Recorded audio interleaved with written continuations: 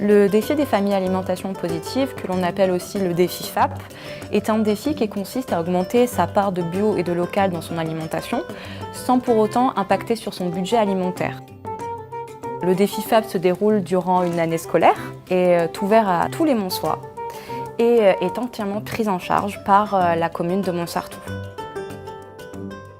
Tout au long de l'année, il y a ce que l'on appelle des temps forts, qui sont en fait des ateliers autour de l'alimentation, du jardinage, autour du gaspillage alimentaire, de la cuisine aussi. L'échange, c'est le cœur même en fait du défi FAP. Les intervenants sont très importants, les ateliers, les temps forts sont très importants, mais ce qui fait le défi finalement, ce sont les foyers qui se regroupent. Ces échanges-là vont permettre à tout un chacun d'arriver à la fin du défi, à avoir toutes les connaissances pour réussir à améliorer leurs propres pratiques.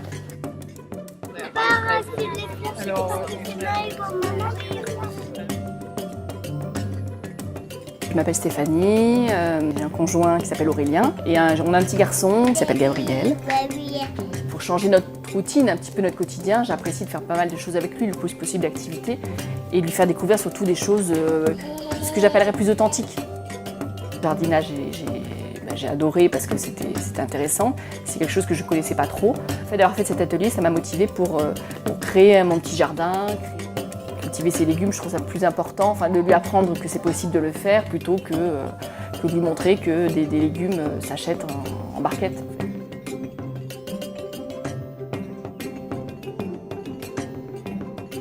Durant tout le long du défi, il y a 2 périodes de saisie des achats et des convives. J'ai trouvé ça très intéressant parce que ça m'a été ma première prise de conscience. Parce que le fait de noter tout ce qu'on consomme, ça permet de prendre conscience de ce qu'on consomme. Puis effectivement, entre la première session et la dernière, j'ai consommé plus bio et pourtant mes repas me sont revenus moins chers.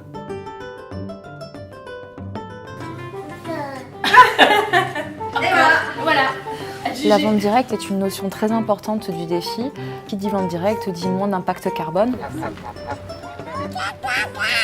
Parce qu'on va directement chez le producteur. Ça permet vraiment cette notion de solidarité aussi, qui est importante dans le défi, parce qu'il n'y a pas juste une question de budget propre au foyer, mais aussi une question d'économie locale.